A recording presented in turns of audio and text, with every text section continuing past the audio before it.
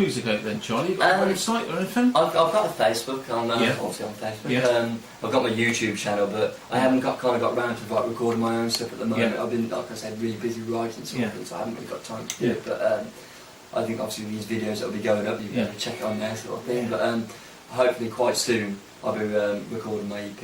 And obviously my new single as well, which should be coming out quite soon. Where are you going to record that then? Hopefully at college. Yeah. Hopefully, because we've got a really good facility at college. Brilliant, with the mixing equipment and everything all you like, so it should be quite good to do it in there. Yeah. Obviously being at college as well, I've got about an hour or so to get the studio sort of thing, and like book it off obviously, but yeah. So it's perfect. Yeah, it's brilliant, It is brilliant.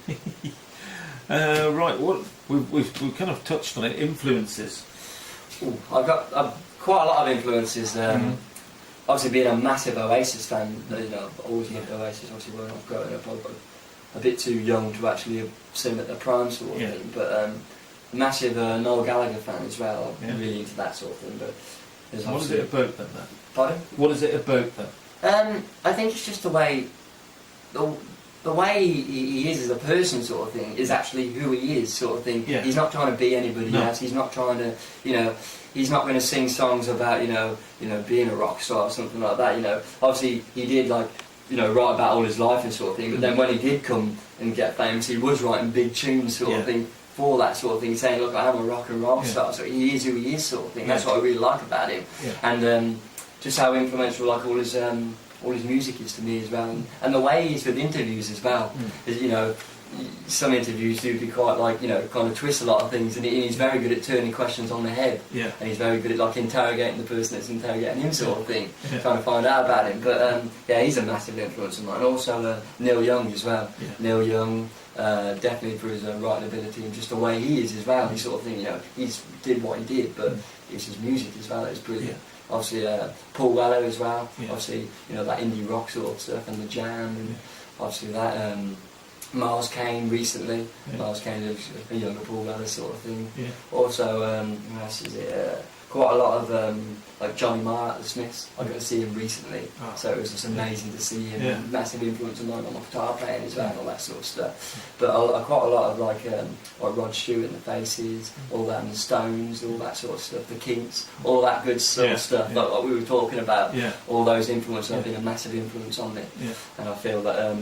A lot of people say, "Oh, you can hear a lot of Noel in there," sort of thing, because obviously he's a big influence on mine. So I kind of that's it. Also, when I was growing up as well, back in school, a Canadian singer called Dallas Green.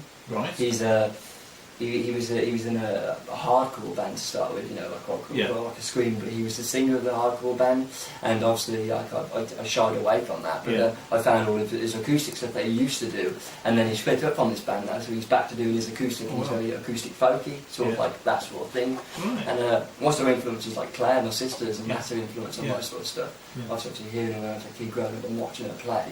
It was just, not till I got older and I could actually understand the songs that she wrote. How could I realise she was, and how much it made me want to go and write songs, sort of thing. So a massive influence as my sister. Do you guys ever do gigs together? We jam quite a lot together actually at home, sort of thing, because our vocals actually harmonise so well. It's really good. But last year in the Worcester Music Festival, me and Claire played a set. I can't remember where it was now, but we played a set. But actually saying that, we're actually on about getting together. I'll tell you where we were, because I was there. It was next to the door of the Swan with 2 next to Drowning in That was it. Yeah, that was it. Drummond's. Sorry? Drummond's. It was kind of Drummond's front. Yeah, it was Drummond's. Yeah, that was what we played together. Yeah. I played on some of Claire's tracks and stuff. Yeah, it was definitely. That's when we played, sort of thing. But yeah, we're on about doing it again quite soon. We've actually sorted some material out to do it. Actually. Wow. Are you down for the Worcester Music Festival? Yeah, I'm down. I'm playing at the Swan in 2 weeks. August.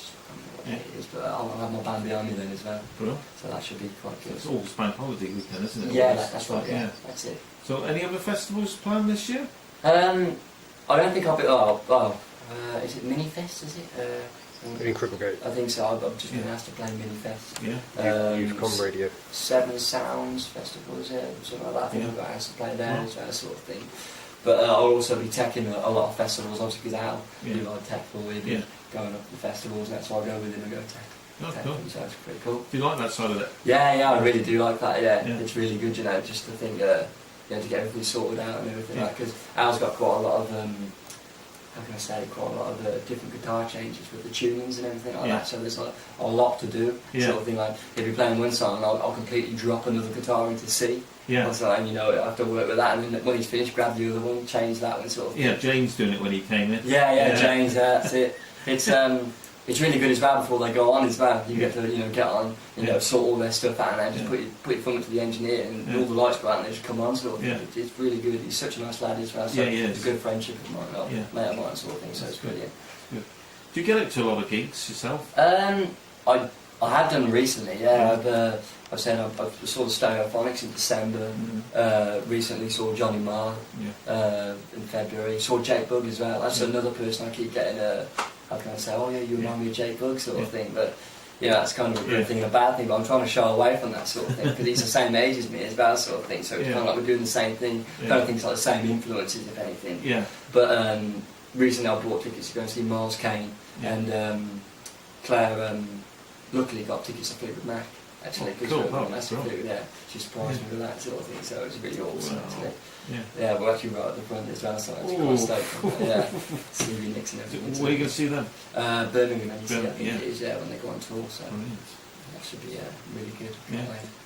Who's helped you the most in your short musical career so far then, if you could name one person? What would you say, musically wise, or helped me as I got me gigs and stuff, or just overall I would say Claire, because she's very supportive of me, sort of thing, and I know she's not going to lie to me, like if I say, oh, what do you think of this, I know I wouldn't do this, I'd do that, but she wouldn't say, oh, do this, she'd say, this is what I'd do, but you don't have to do it because it's your song, sort of thing. And I think that's a really good thing, because people can go, oh, do this, and you do it, and it's not you, is it, sort of thing. Exactly.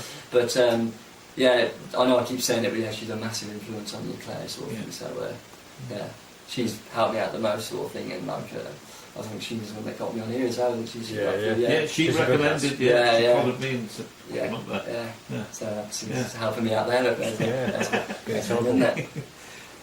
What's the best thing about being a performer then? The best thing, personally, it's my release of things, sort of thing. I'm not kind of like a person to express myself. Like if we're talking, I'm fine, sort of thing. But like, obviously, we all have our own little problems, don't we? Like, it's like most of my songs are tainted love songs, sort of thing. Because if you can hear them, kind of, about, having something and you just can't get it back, and you can't do anything about it, can you? So, that kind of bums me out a bit, sort of thing. So I'm bummed out. I sit down and write a song, sort of thing, and it kind of makes the situation feel a bit better, and it makes me feel better about myself. It's my release, sort of thing. Good therapy. That's it. Well, otherwise I'll probably sit down in the corner and cry or something like that, So I'd rather write a song about it than do that. So definitely. But a lot of my songs you'll hear like all tainted love songs, or things that can't be changed, or something like that. It plays on my mind quite a bit, and stuff like that. Worst thing about being a performer, is there such a thing? You're always getting asked to play, and I mean it's not a bad thing. But you're always like, oh, can you play here? And you're like, yeah, man, I'll play there. And they're like, oh, can you play here? And you've got so much going on sometimes, and it's just like, oh, there's so much going on. You don't know if you're coming or going sometimes, sort of thing. And but being a performer, you're getting about and stuff like that. Everyone kind of wants a little piece of you, sort of thing. Like, oh yeah, I saw Charlie play here, sort of thing. Or like, you might not be very good friends with him, but they're like, oh yeah, he's my best mate, sort of thing. And then you kind of get that sort of thing coming along. But I don't think there is a bad thing about it. It's just sometimes, obviously, I'm not anybody's part or something like that. But obviously, I don't think like the scene in Worcester sometimes is not like, how can I say, it's people don't really want to go out of the way sometimes, so they don't want to come and see you play. So there's not a lot of people sometimes coming to watch you play and stuff like that. But then when you go to Birmingham or something like that, the scene there is just crazy. The Yardbird, somebody plays there, just get packed out of there. It's really good. That's what I like about it. So I don't think there's a bad thing about it, but there's the little things, isn't there? So it plays on your mind a little bit. But at the end of the day, like you're doing something you love, so that just goes out the window really. Because as soon as I get up there, that's me on stage, and that's what I enjoy doing. So I enjoy it, sort of thing. I just take everything else on the chin, write a song about it or something. That's it. That's it. Right, time for number 4, I think. What we're going to do this time? This is one of mine that I've wrote recently. Actually, this is another tainted love song. I'll be listening close to the lyrics on this one. And this is recently written. This is called "Missing You Now."